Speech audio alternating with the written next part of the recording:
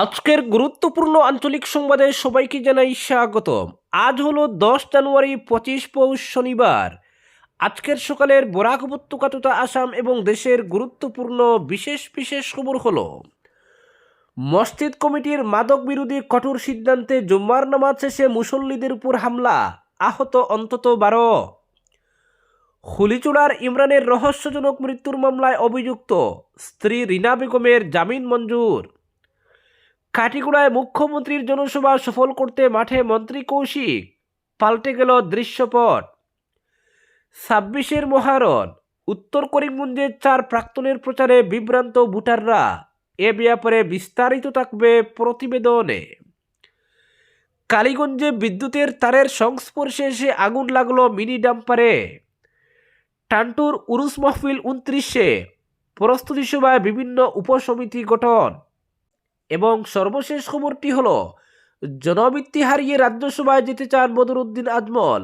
রাজ্যসভার 3টি আসনেই প্রার্থী দেবে বিজেপি, কংগ্রেসকে সমর্থনের প্রস্তাব। এবারে শুনুন বিস্তারিত খবর। ধলাই বিধানসভা এলাকার রাজঘাটে মসজিদ কমিটির মাদক বিরোধী কঠোর সামাজিক সিদ্ধান্তকে কেন্দ্র করে ব্যাপক উত্তেজনা ও অশান্তির সৃষ্টি হয়েছে। শুক্রবার জুম্মার নামাজ শেষে মসজিদ প্রাঙ্গণে মাদক কারবারিদের অতর্কিত হামলায় অন্তত 12 জন মুসল্লি ও মসজিদ কমিটির সদস্য আহত হন বলে জানা গেছে। ঘটনাকে ঘিরে গোটা এলাকায় তীব্র চাঞ্চল্য ছড়িয়ে পড়ে। স্থানীয় সূত্রে জানা যায়, সম্প্রতি দক্ষিণ দোলাই মসজিদ সমন্বয় কমিটির এক সিদ্ধান্ত অনুযায়ী রাজঘাট এলাকার মসজিদ কমিটি কয়েকটি চিহ্নিত মাদক কারবারি পরিবারের বিরুদ্ধে সামাজিক বিধিনিষেধ কার্যকর করে। এই সিদ্ধান্তে ক্ষুব্ধ হয়ে উঠে একটি মাদক চক্র ও তাদের সহযোগীরা। উল্লেখযোগ্য, ধলাই মসজিদ সমন্বয় কমিটির অধীনে মোট 72টি মসজিদ রয়েছে। মাদক নির্মূলে কমিটির গৃহীত সিদ্ধান্তগুলির মধ্যে রয়েছে মাদক কারবারিদের সামাজিকভাবে বয়কট, জানাজায় অংশগ্রহণ না করা এবং একাধিক কঠোর সামাজিক বিধিনিষেধ কার্যকর করা। এই সিদ্ধান্তের প্রতিবাদে শুক্রবার জুম্মার নামাজ শেষে মসজিদে নামাজ আদায় করতে আসা মুসল্লি ও মসজিদ কমিটির সদস্যদের উপর দুষ্কৃতকারীরা আচমকা হামলা চালায়। এতে বহু মানুষ আহত হন এবং পরিস্থিতি মুহূর্তের মধ্যেই উত্তপ্ত হয়ে ওঠে। ঘটনার পর ধলাই থানায় 11 জনকে শনাক্ত করে একটি মামলা রুজু করা হয়েছে। মামলার এজাহারে উল্লেখ করা হয়েছে, গত 2 জানুয়ারি রাতে এক মাদক ব্যবসায়ীর বাড়ির 2য় তলায় পিকনিক চলাকালীন এক মাদকাসক্ত ব্যক্তি নিচে পড়ে মারা যান। ওই ঘটনায় এলাকাবাসী জানাজায় অংশ নেননি। স্থানীয়দের মতে শুক্রবারের এই হামলা সেই ঘটনারই প্রতিক্রিয়া। দীর্ঘদিন ধরে মাদক কারবারিদের দৌরাত্মে অতিষ্ঠ গ্রামবাসী প্রশাসনের দ্বারস্থ হয়ে অবিলম্বে কঠোর ব্যবস্থা গ্রহণের দাবি জানিয়েছেন। গ্রামবাসীর অভিযোগ, দক্ষিণ কাছাড়ে দিন দিন বেড়ে চলেছে অসামাজিক কার্যকলাপ ও মাদক ব্যবসা। পুলিশ মাঝে মধ্যে অভিযান চালালেও গোপনে গড়ে উঠেছে এক শক্তিশালী কালো সাম্রাজ্য, যা সামাজিক শান্তি ও নিরাপত্তাকে গুরুতরভাবে বিপন্ন করে তুলেছে। পরবর্তী খবর, হুলিজোড়ার ইমরানের রহস্যজনক মৃত্যুর মামলায় অভিযুক্ত স্ত্রী রিনা বেগমের জামিন মঞ্জুর। গুয়াহাটি হাইকোর্টের ধলাই থানার অন্তর্গত হুলিচুড়া গ্রামের পঞ্চায়েত সভাপতি ইমরান হোসেন বড়ভূইয়ার রহস্যজনক মৃত্যু মামলায় অভিযুক্ত তার স্ত্রী রিনা বেগম বড়ভূইয়াকে শর্ত সাপেক্ষে জামিন মঞ্জুর করেছে গৌহাটি উচ্চ ন্যায়ালয়। উল্লেখ্য, 2025 সালের 10 আগস্ট ইমরান হোসেন বড়ভূইয়ার মৃত্যু হয়। প্রাথমিকভাবে ঘটনাটি স্বাভাবিক মৃত্যু হিসেবে বিবেচিত হলেও পরে নিহতের ভাই ধলাই থানায় এফআইআর দায়ের করেন। অভিযোগে অবৈধ সম্পর্ক ও ষড়যন্ত্রের মাধ্যমে হত্যার কথা বলা হয়। দাফনের পর মরদেহ কবর থেকে উত্তোলন করে ময়নাতদন্ত করা হলে ফরেনসিক রিপোর্টে কোনো বিষ বা বিষাক্ত পদার্থের প্রমাণ মেলেনি। আদালত পর্যবেক্ষণে জানায়, অভিযুক্তের বিরুদ্ধে অভিযোগ মূলত বক্তব্য নির্ভর এবং মামলাটি ইতিমধ্যে চার্জশিটভুক্ত। দীর্ঘদিন কারাবন্দী থাকা, 4 মাসের শিশু সন্তান থাকা এবং ফরেনসিক রিপোর্টে হত্যার প্রত্যক্ষ প্রমাণ না থাকায় আদালত রিনা বেগম বড়ভূইয়াকে 50,000 টাকার ব্যক্তিগত বন্ড ও 2 জামিনদারের শর্তে মুক্তির নির্দেশ দেয়। মামলাটি এখন সেশন কোর্টে বিচারাধীন। পরবর্তী খবর, কাটিগড়ায় মুখ্যমন্ত্রীর জনসভা সফল করতে মাঠে মন্ত্রী কৌশিক, পাল্টে গেল দৃশ্যপট। পাল্টাচ্ছে দৃশ্যপট, মুখ্যমন্ত্রীর সভা সফল করতে এবার মাঠে নামলেন মন্ত্রী কৌশিক রায়। প্রস্তুতি পর্ব খতিয়ে দেখে প্রশাসনিক আধিকারিক সহ দলীয় কার্যকর্তাদের নিয়ে পৃথকভাবে বৈঠকও করেন তিনি। টার্গেট 25,000 লোক সমাগম। 13 জানুয়ারি কাটিগুড়া আসছেন মুখ্যমন্ত্রী হিমন্ত বিশ্ব শর্মা। মুখ্যমন্ত্রীর এই জনসভাকে নিয়ে গত কদিন থেকে বেশ সক্রিয় ছিলেন উত্তর করিমগঞ্জের বিধায়ক কমলাক্ষ দেব পুরকায়স্থ। বিষয়টি মোটেই ভালো চোখে নেননি স্থানীয় বিজেপি নেতারা। ফলে ওই সভা ফ্লপ হওয়ার আশঙ্কা দেখা দিয়েছিল। এ নিয়ে কাটিগুড়া বিজেপির অন্দরমহলে দেখা দিয়েছিল যথেষ্ট ক্ষোভও।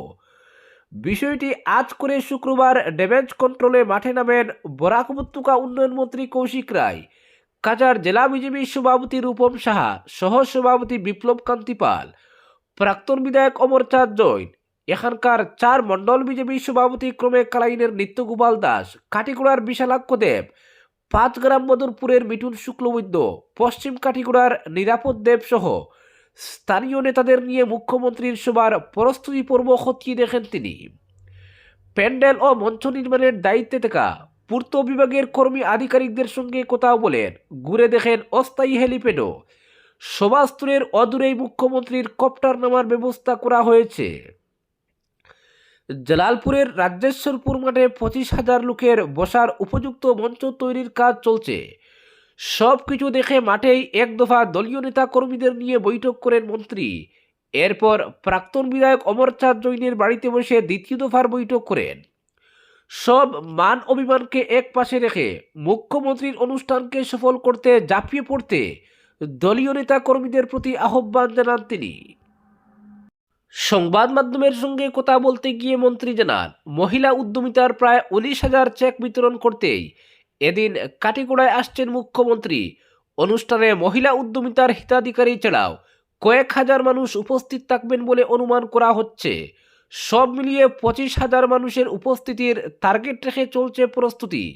মঞ্চ ও প্যান্ডেল নির্মাণের কাজের দায়িত্বে রয়েছে পূর্ত বিভাগ।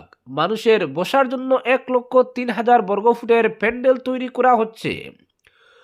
অনুষ্ঠানে যাতে কোনো ধরনের অসুবিধার সৃষ্টি না হয় তার জন্য প্রতিটি বিষয় খতিয়ে দেখেন মন্ত্রী। সঠিকভাবে প্যান্ডেল নির্মাণ হচ্ছে কিনা তা মাপজোক করিয়েও দেখেন। পরবর্তী খবর, 26-এর মহারণ। উত্তর করিমগঞ্জে 4 প্রাক্তনের প্রচারে বিভ্রান্ত ভোটাররা। 4 হেভিওয়েট 4 জনই প্রাক্তন। এই 4 প্রার্থীর প্রচারে উত্তর করিমগঞ্জ বিধানসভা সমষ্টির বাতাস সরগরম। কনকনে শুষ্ক শীতেও 26-এর বিধানসভা নির্বাচনের গরম হাওয়া উষ্ণতা চড়াচ্ছে শ্রীভূমির রাজনৈতিক বাতাসে।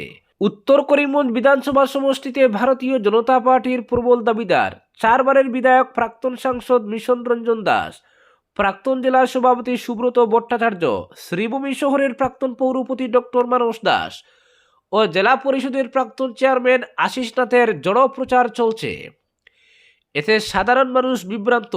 প্রশ্ন জাগছে, 4 জনই কি বিজেপির উত্তর করিমগঞ্জ বিধানসভা সমষ্টির প্রার্থী হতে চলেছেন? 4 দাবিদারের প্রচার সাধারণ মানুষের বোধগম্য হচ্ছে না। প্রতিদিনই তারা প্রচারে যাচ্ছেন। এত প্রচারের ফলে সাধারণ মানুষ আসলে বিভ্রান্ত হয়ে যাচ্ছেন। তাহলে কে বিজেপি প্রার্থী হচ্ছেন? 26-এ উত্তর করিমগঞ্জ বিধানসভা সমষ্টির প্রার্থী হচ্ছেন বলে 4 জনই দাবি করছেন। তারাই 1 নম্বর দাবিদার। তিনি মুখ্যমন্ত্রীর স্নেহধন্য, তিনি টিকিট পাচ্ছেন। আর বাক চাতুরতায় 4 জনই তুখুড়। কেউ কারো চেয়ে কম নয়, হাল ছাড়ার পাত্র নন কেউ। প্রতিদিন বিভিন্ন সভা সমিতির আয়োজন, ব্যাপক জনসংযোগ ছাড়াও সামাজিক মাধ্যমে তাদের উপস্থিতি লক্ষণীয়। মিশন রঞ্জন দাস যেমন শ্রীভূমি বিজেপির পিতামহ, 4 বারের বিধায়ক তথা প্রাক্তন সাংসদ, তেমনি সুব্রত ভট্টাচার্য দীর্ঘদিন শ্রীভূমি জেলা বিজেপির সভাপতির মতো দায়িত্বশীল পদে থেকে অনেক অভিজ্ঞতা সঞ্চয় করেছেন। আবার উভয়ই রাষ্ট্রীয় স্বয়ংসেবক সংঘ ও বিশ্ব হিন্দু পরিষদের স্নেহধন্য কার্যকর্তা। অপরদিকে ডক্টর মানস দাস 2021-এ উত্তর করিমগঞ্জ বিধানসভা নির্বাচনে বিধায়ক কমলাক্ষ দেব পুরকায়স্থের সঙ্গে দলীয় টিকিটে প্রতিদ্বন্দ্বিতায় অবতীর্ণ হয়েছিলেন। সামান্য কহাজার ভোটে পরাজিত হয়েছিলেন। এছাড়াও তিনি শ্রীভূমির প্রাক্তন পৌরপতি থাকাকালীন সময়ে শহরের অনেক উন্নয়নমূলক কাজ করেছেন, যা সবার নজরে আছে। একজন অভিজ্ঞ চিকিৎসক হিসেবেও তার যথেষ্ট সুনাম রয়েছে। ডাক্তার হিসেবে সমাজে বিশেষ পরিচিতি তাকে অনেকটাই এগিয়ে রেখেছে, দলের জন্য বিরাট এক সম্পদ। অন্যদিকে আশিস নাথ জেলা পরিষদের সভাপতি ছিলেন, সেই সময়ে জেলার বিভিন্ন স্থানে যাওয়া আসা করেছেন, উন্নয়ন তহবিল খরচ হয়েছে, এর ফলে উত্তর করিমগঞ্জ বিধানসভা তার নখ দর্পণে। মানস দাস ও আশিস নাথ কিন্তু কংগ্রেস থেকে আগত। সূত্রমতে আশিস নাথ নাকি মুখ্যমন্ত্রীর আশীর্বাদেই প্রচারে ব্যস্ত।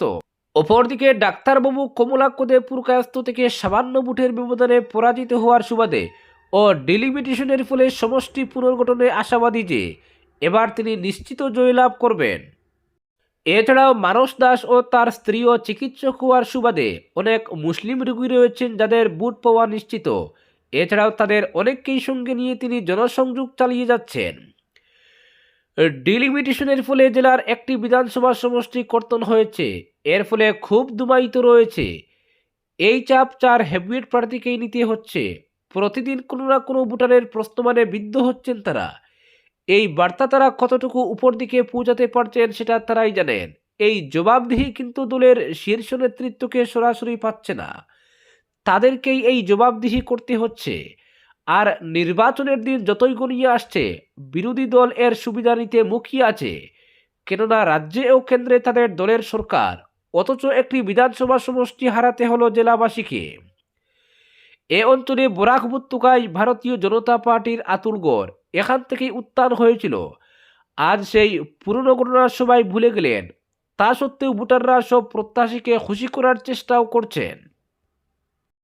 পরবর্তী খবর, আগামী 29 জানুয়ারি লালার টান্টুর বার্ষিক উরুস মাহফিল শান্তিপূর্ণ এবং সুন্দর সুষ্ঠুভাবে সম্পন্ন করতে শুক্রবার এক প্রস্তুতি সভা অনুষ্ঠিত হয়।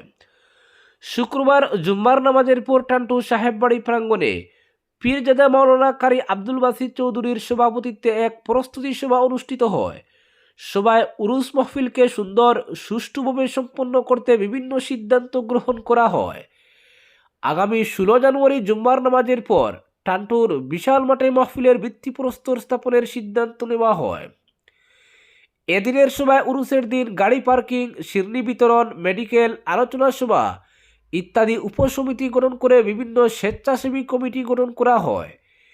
এদিনের প্রস্তুতি সভায় টান্টু এলাকার বিশিষ্ট ব্যক্তিবর্গ সহ রামচন্ডী নিমাইচাঁদপুর জেলা পরিষদ সদস্য দিলওয়ার হোসেন ভুইয়া, লালা ব্লকের এপি সভাপতি প্রতিনিধি আব্দুল মুক্তাদির চৌধুরী, রংপুর রামচন্ডী জিপির এপি বদরুল ইসলাম, টান্টু জিপি সভাপতি প্রতিনিধি মাহমুদ হোসেন সহ উরুস কমিটির সদস্য কর্মকর্তারা উপস্থিত ছিলেন। সবশেষে পীরজাদা আব্দুল বাসিত চৌধুরীর বিশেষ প্রার্থনা দুয়ার মাধ্যমে প্রস্তুতি সভা সম্পন্ন হয়। পরবর্তী খবর, কালীগঞ্জে বিদ্যুতের তারের সংস্পর্শে এসে আগুন লাগলো মিনি ডাম্পারে। উচ্চ ক্ষমতা সম্পন্ন বিদ্যুতের তারের সংস্পর্শে এসে আগুন লাগলো মিনি ডাম্পারে, যদিও অল্পের জন্য রক্ষা পেলেন চালক। শুক্রবার সকাল আনুমানিক 11টার সময় কালীগঞ্জের লোকদাস গ্রামের দক্ষিণ প্রান্তের রাস্তার সামনে একটি মিনি ডাম্পারে এই অগ্নিসংযোগের ঘটনাটি ঘটে। জানা গেছে, মিনি ডাম্পার চালক 33,000 উচ্চ ক্ষমতা সম্পন্ন বিদ্যুতের তারের নিচে গাড়ি দাঁড় করিয়ে ডাম্পারের পিছন দিক উপরে উঠানোর সময় দুর্ঘটনাটি সংঘটিত হয়। প্রত্যক্ষদর্শীরা বলেন, চালকের অসাবধানতার কারণে এই ভয়ঙ্কর ঘটনাটি সংঘটিত হয়েছে। স্থানীয়রা বলেন, ঘটনার কিছুক্ষণ আগে পার্শ্ববর্তী সার্ভিসিং সেন্টার থেকে গাড়িটি ওয়াশ করার পর জল শুকানোর জন্য কালীগঞ্জ খাগাইল পূর্ত সড়কের পশ্চিম পাশে সেটি দাঁড় করিয়ে রাখে চালক। যেখানে গাড়ি দাঁড় করিয়ে রাখা হয় সেখানে উপরে ছিল 33,000 ভোল্ট উচ্চ ক্ষমতা সম্পন্ন বিদ্যুতের হার, যেটা খেয়াল করেননি চালক। যখন গাড়ির পিছন দিক উপরের দিকে তোলা হয় তখন উচ্চ ক্ষমতা সম্পন্ন বিদ্যুতের তারের সংস্পর্শ ঘটে, এতে গাড়িতে বিদ্যুৎ সংযোগ হয়ে যায়। এক সময় চাকার রিং তীব্র গরম হয়ে টায়ার ফেটে গিয়ে আগুন ধরে যায়। বিপদ বুঝে ড্রাইভিং আসনে বসে থাকা চালক নেমে পড়েন গাড়ি থেকে। পরে ফোন করে বিদ্যুতের সংযোগ বিচ্ছিন্ন করা হয়। ঘটনার পর স্থানীয়রা এগিয়ে এসে আগুন নিয়ন্ত্রণে আনেন। এই ঘটনায় কোনো ব্যক্তিবিশেষের ক্ষতি হয়নি, তবে ঘটনাকে কেন্দ্র করে কিছু সময়ের জন্য এলাকায় তীব্র চাঞ্চল্য সৃষ্টি হয়েছিল। আজকের বিশেষ সংবাদ এখানেই সমাপ্ত।